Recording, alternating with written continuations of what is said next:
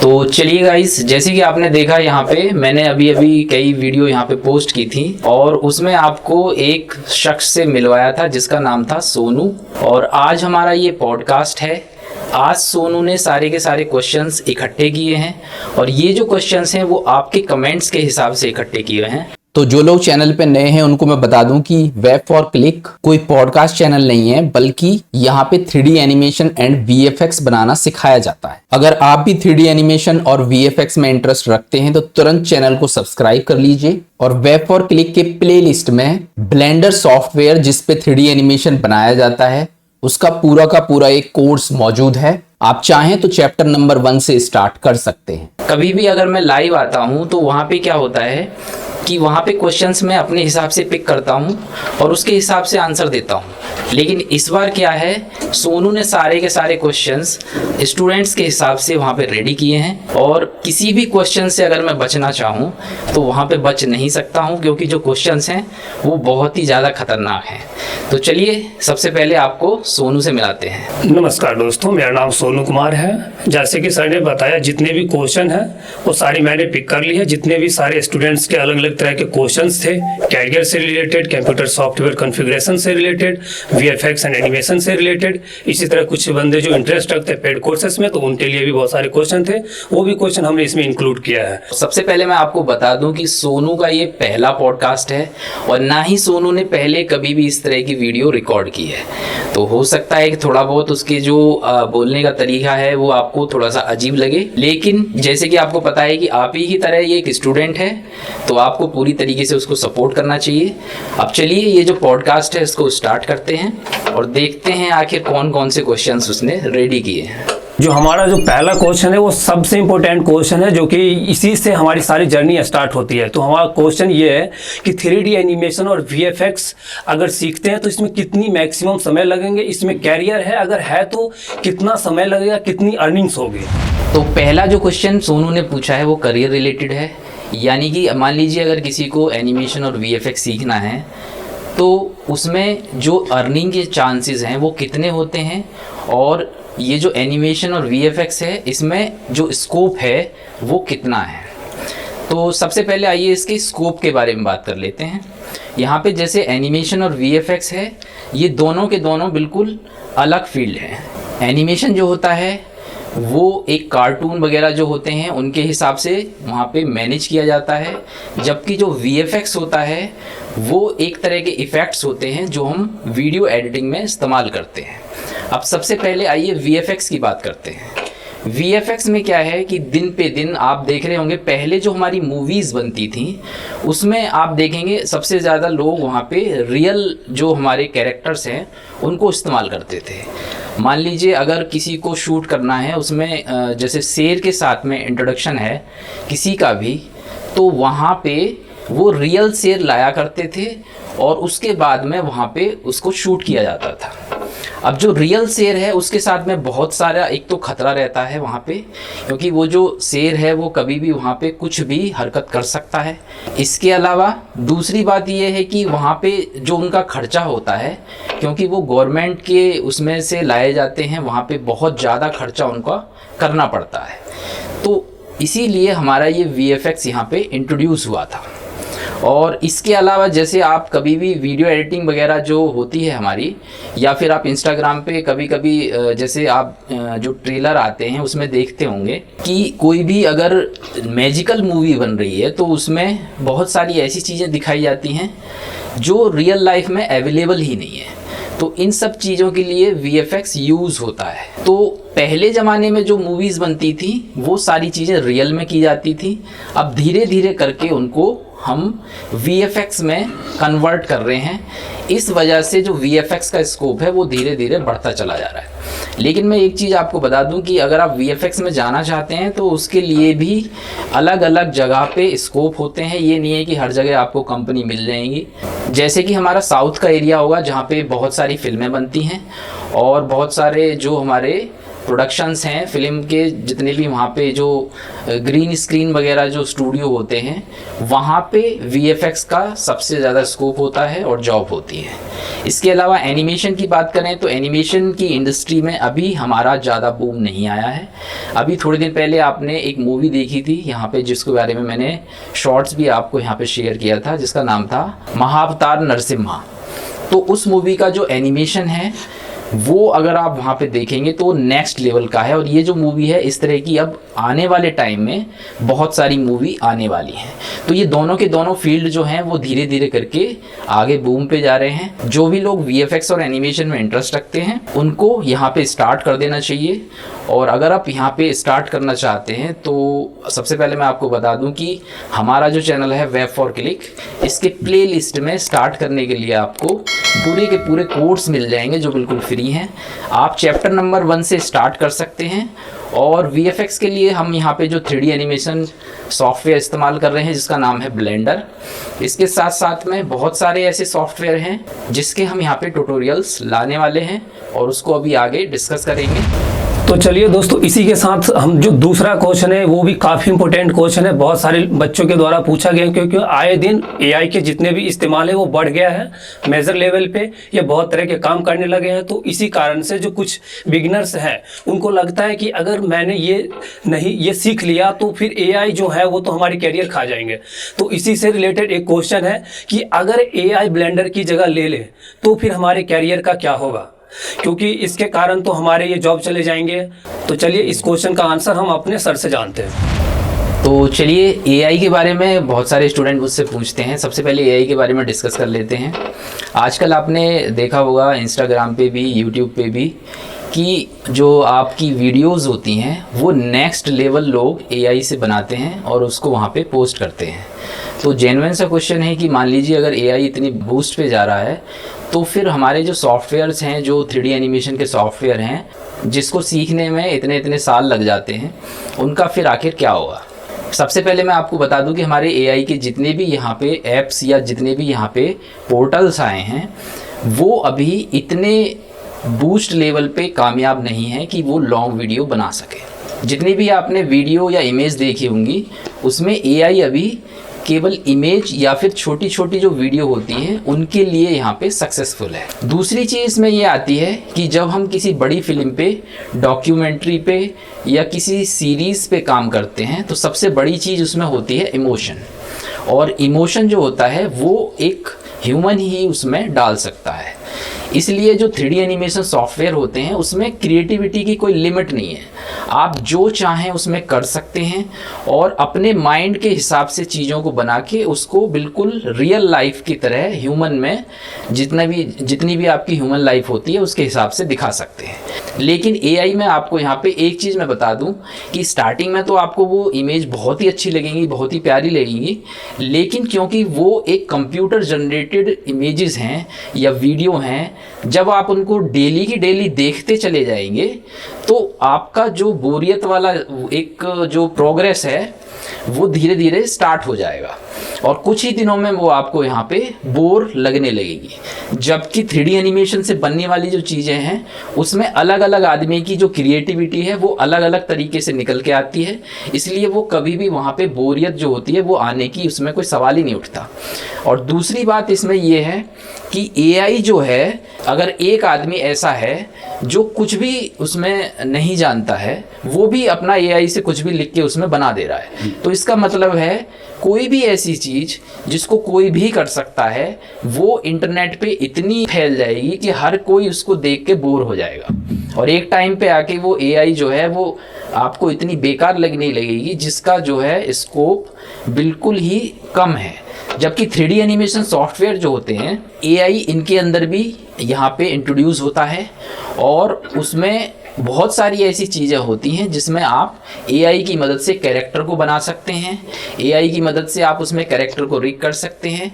लेकिन अगर आपको एनिमेशन करना है या VFX करना है तो उसके लिए सबसे बेस्ट तरीका है जो ह्यूमन होता है वो अपने हिसाब से और क्रिएटिविटी से करे। और तीसरी चीज़ मैं आपको एक और बताऊं कि आपको लगता है कि जो भी आप वीडियो देखते हैं जो नेक्स्ट लेवल की हैं वो सिर्फ टाइप करके कुछ टेक्स्ट वहाँ पे बना दी जाती हैं, लेकिन इनके उसके पीछे जो चीज़ है वो शायद आपको नहीं पता है। जो भी लोग यहाँ पे ऐसी चीज़ों को बनाते हैं, सबसे पहले मैं आपको बता दूं कि एक प्रॉम्प्ट को बनाने के लिए उनको कभी कभी पूरा पूरा दिन लग जाता है। और दूसरी चीज़ ये है कि अभी एआई के लिए कोई भी ऐसी ऐप या कोई भी ऐसा वेबसाइट नहीं आया है जो आपको नेक्स्ट लेवल की चीज़ फ्री में दे दे। उनके जो चार्जेस हैं वो इतने हाई होते हैं कि आप कभी अफोर्ड ही नहीं कर सकते। मिनिमम से मिनिमम $100 पर मंथ का आपको लगभग प्लान मिलेगा जो टॉप लेवल के यहाँ पे एआई के वेबसाइट या ऐप है। तो अभी एआई का स्कोप इतना नहीं है और आगे वाले टाइम में भी इतना नहीं आएगा। दूसरी बात ये है कि हमारे 3D एनिमेशन सॉफ्टवेयर जो होते हैं वो केवल एनिमेशन और वीएफएक्स के लिए इस्तेमाल नहीं होते हैं। इसके अलावा अगर आप देखेंगे तो उसमें गेमिंग से लेके बहुत सारी ऐसी चीज़ें बनाई जाती हैं जो नेक्स्ट लेवल होती है। एग्जाम्पल के लिए मैं आपको बता दूं कि अभी कुछ दिन पहले पबजी और फ्री फायर गेम लॉन्च हुए थे। ये दोनों के दोनों गेम 3D एनिमेशन सॉफ्टवेयर पे ही बने हुए हैं, जिसमें एक गेम हमारा अनरियल इंजन पे बना हुआ है और दूसरा हमारा यूनिटी पे बना हुआ है। तो जो 3D एनिमेशन का स्कोप है वो कभी आपका गिरने वाला नहीं है। दूसरी चीज़ मैं आपको बताऊं, 3D एनिमेशन सॉफ्टवेयर में क्या होता है कि हर एक सॉफ्टवेयर एक पर्टिकुलर चीज़ के लिए बनाया गया है। अगर हम ब्लेंडर की बात करें तो ब्लेंडर में आप बहुत ही बेहतरीन तरीके से मॉडलिंग कर सकते हैं, बहुत ही बेहतरीन तरीके से उसमें आप वहाँ पे कलरिंग कर सकते हैं। इसके अलावा अगर आप बिगनर हैं तो स्टार्टिंग की सारी चीज़ें आप उसमें सीख सकते हैं। इसके अलावा अगर आपको डिटेल में काम करना है, किसी कंपनी में जॉब करनी है, तो उसके लिए फिर आपको थोड़ा सा डिटेल्ड वाला सॉफ्टवेयर उठाना होगा और उसके लिए मार्केट में बहुत सारे सॉफ्टवेयर हैं जिसको हम धीरे धीरे करके आपको डिस्कस करके बताएंगे। तो इसी के साथ दोस्तों अगला क्वेश्चन है समर कुमार जी का, जो राजस्थान से है। उन्होंने क्वेश्चन रखा है कि सर क्या मैं ब्लेंडर सीख सकता हूं और सीख के इसमें कैरियर मिल सकती है? मेरे पास कोई ब्लेंडर से रिलेटेड पार्टिकुलर 3D एनिमेशन से रिलेटेड डिग्री नहीं है। तो समर कुमार जी, सबसे पहले मैं आपको एक चीज़ बता दूं कि 3D एनिमेशन सॉफ्टवेयर में कोई भी आ सकता है, चाहे उसके पास डिग्री हो या ना हो, लेकिन इसमें अर्निंग के अलग अलग मेथड्स होते हैं जिनको हम आगे अभी डिस्कस करेंगे। और अर्निंग में जैसे कि आपने नाम लिया है जॉब, अगर आपको जॉब करना है तो जॉब के लिए स्टार्टिंग आप कर सकते हैं। अगर आपके पास में कोई डिग्री नहीं है तो किसी छोटी मोटी कंपनी में आप स्टार्टिंग कर सकते हैं। लेकिन अगर आपको अपनी लाइफ में जॉब में अच्छी पोस्ट पे जाना है तो उसके लिए आपके पास में कम से कम बैचलर डिग्री होनी चाहिए। उसमें आप ये कर सकते हैं कि मान लीजिए अगर आप किसी कंपनी में जॉब कर रहे हैं तो उसके लिए कोई प्राइवेट जो है उसमें आप फॉर्म भर के कोई भी बैचलर डिग्री ले सकते हैं। एक चीज़ होती है कि मान लीजिए आपने कहीं किसी कंपनी को ज्वाइन किया और आप वहाँ पे काम कर रहे हैं, हो सकता है कि आप वहाँ पे कई दिनों तक रुकें। दूसरी चीज़ होती है कि आप जो भी काम कर रहे हैं उसमें ग्रोथ कितनी कर पा रहे हैं। तो मान लीजिए अगर आप 2 साल तक उसी पोस्ट पे काम करते रहते हैं तो इसका मतलब आपकी कोई ग्रोथ नहीं हो रही है। इसके बाद में अगर आप 10 साल तक भी कोई काम करेंगे और आप किसी ऊपर वाली पोस्ट पे नहीं पहुंच पाए हैं तो फिर उसमें जो है प्रॉब्लम है, क्योंकि जो सैलरी होती है वो आपकी तभी बढ़ेगी जब आप धीरे धीरे करके अपनी पोस्ट इंक्रीज़ करेंगे। और पोस्ट इंक्रीज़ करने के लिए आपके पास कम से भी ना कम बैचलर डिग्री होनी चाहिए। तो इसके लिए जैसे जैसे आप अपनी वहाँ पे कहीं पे भी जॉब करते हैं तो उसके साथ साथ अपना कोई प्राइवेट फॉर्म डाल दें, उससे आप जो है अपनी डिग्री ले सकते हैं। तो इसी के साथ कैटेगरी को चेंज करते हुए हमारा अब नया category hardware and software configuration related question. इसी में एक सब्सक्राइबर है पिंटू कुमार जी। पिंटू कुमार जी का क्वेश्चन है कि कंप्यूटर में वीएफएक्स एंड एनिमेशन सीख सकता हूं? अगर सीख सकता हूं तो लैपटॉप और कंप्यूटर में कौन सा ज़्यादा बेहतर रहेगा एनिमेशन सीखने के लिए? तो चलिए इस क्वेश्चन का आंसर जानते हैं हमारे सर से। तो चलिए, सोनू का नेक्स्ट क्वेश्चन है कि हार्डवेयर में कौन सी चीज़ें हैं जो हमें कंप्यूटर में रखनी चाहिए अगर आपको अच्छे से वीएफएक्स और एनिमेशन करना है। तो सबसे पहले मैं आपको बता दूं कि हार्डवेयर की जो है वो कोई लिमिट नहीं होती एनिमेशन एंड वीएफएक्स में। आप जिस हिसाब से काम करते हैं उस हिसाब से आपके कंप्यूटर पर लोड पड़ता है और उतना ही आपके कंप्यूटर में वहाँ पे कॉन्फ़िगरेशन जितनी हाई होगी उसी लेवल का आपका वहाँ पे वो कंप्यूटर परफॉर्मेंस देगा और उतनी ही जल्दी आप उसमें काम कर पाएंगे। लेकिन फिर भी मैं आपको यहाँ पे जो चीज़ें हैं वो बता देता हूँ कि अगर आपको स्टार्टिंग करनी है तो मिनिमम आपका जो कंप्यूटर है वो i7 प्रोसेसर के साथ में मिनिमम आपके पास में 3060 ग्राफिक्स कार्ड होना चाहिए। और जैसे कि आपने पूछा है कि डेस्कटॉप और लैपटॉप में कौन सा बेस्ट है, तो उसमें सबसे बेस्ट हमारा काम करने के लिए डेस्कटॉप ही होता है। लैपटॉप के साथ में प्रॉब्लम ये होती है कि जब आप उसमें कोई भारी काम करते हैं तो वो बहुत जल्दी वहाँ पे हीट होता है, और लैपटॉप के अंदर हीटिंग को कम करने के लिए स्पेस बहुत कम होता है और वो उतनी ही जल्दी हैंग कर जाता है, जबकि डेस्कटॉप में बहुत सारे कूलिंग के उसमें सिस्टम्स लगे होते हैं जिसकी वजह से वो वहाँ पे अच्छी तरीके से परफॉर्मेंस दे पाता है। तो आपका जो कंप्यूटर है जितना अच्छी पावर का होगा उतनी जल्दी आप उसमें 3D एनिमेशन एंड VFX में वीडियो को एक्सपोर्ट कर सकते हैं, और जितना कम कॉन्फ़िगरेशन का होगा उतना फिर आपको वीडियो वगैरह या एनिमेशन वगैरह में टाइम ज़्यादा लगेगा। इसी के साथ आगे बढ़ते हुए महेश नागर जी का प्रश्न है कि क्या सर एक अकेला व्यक्ति ब्लेंडर सीख सकता है और उससे सफिशिएंट तरीके से जो स्टैंडर्ड प्रोफेशनल एनिमेशंस वीडियो होते हैं वो बना सकते हैं? तो अगर बना सकते हैं तो फिर इसमें कैसे क्या होगा जानना है। तो चलिए, इनका जो क्वेश्चन है वो ये है कि क्या एक अकेला आदमी 3D एनिमेशन बना सकता है, कार्टून्स वगैरह बना सकता है? तो मैं आपको बता दूं, बिल्कुल बना सकता है।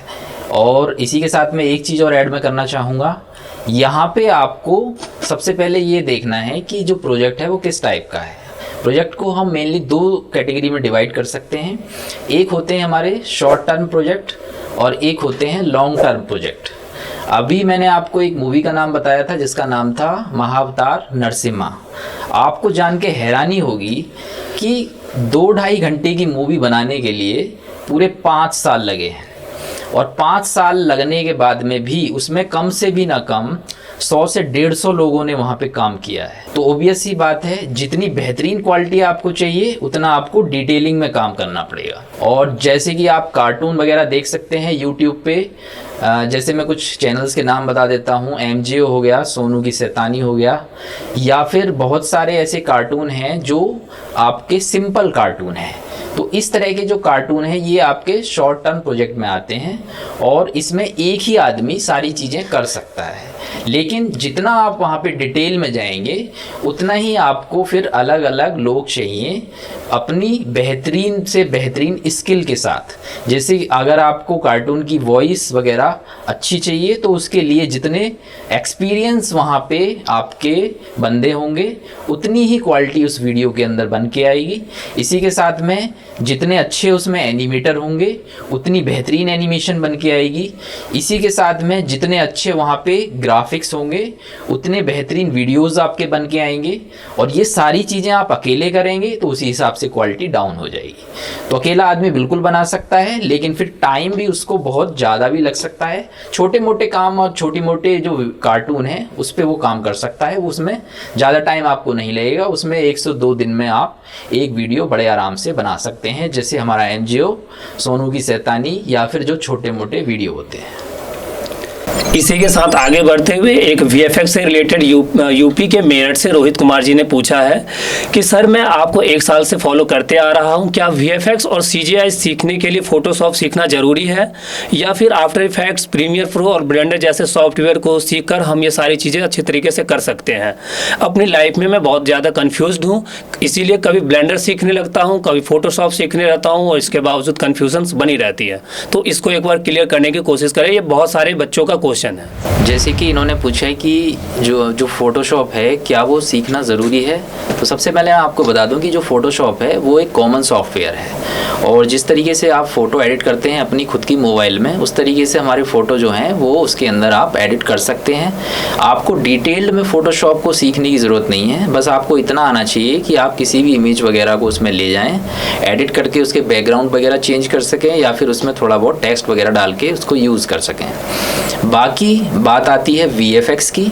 तो VFX के लिए जिस भी फील्ड में आप काम करना चाहते हैं उससे रिलेटेड जो सॉफ्टवेयर है वो आपको वहाँ पे बेहतरीन तरीके से अपने स्किल के अंदर लाना चाहिए।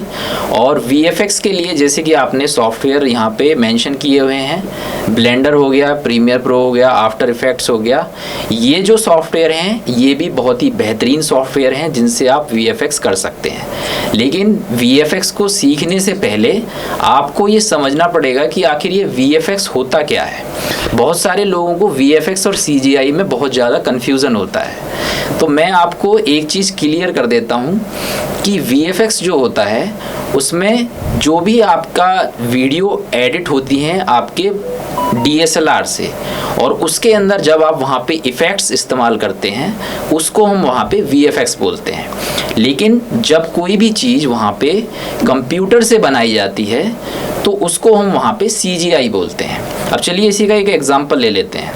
मान लीजिए कोई मूवी आप देख रहे हैं और उसमें कुछ चीज़ें बैकग्राउंड में हटा के पहाड़ वगैरह आपके जो भी आपके DSLR से शूट किया गया है उसमें वो ऐड की गई हैं, तो वो सारी चीज़ें आपकी VFX में आएंगी। लेकिन कभी कभी ऐसा होता है फिल्मों में कि बहुत सारी ऐसी चीज़ें हैं जो रियल लाइफ में हैं ही नहीं, या फिर बहुत सारी ऐसी चीज़ें हैं जो रियल लाइफ में हैं लेकिन वो इतनी ख़तरनाक हैं जिनको हम इस्तेमाल नहीं कर सकते, जैसे शेर हो गया हमारा, या फिर कोई ऐसा जानवर हो गया जो हम दिखाना चाहते हैं, तो उसके लिए हम वहाँ पे CGI का इस्तेमाल करते हैं।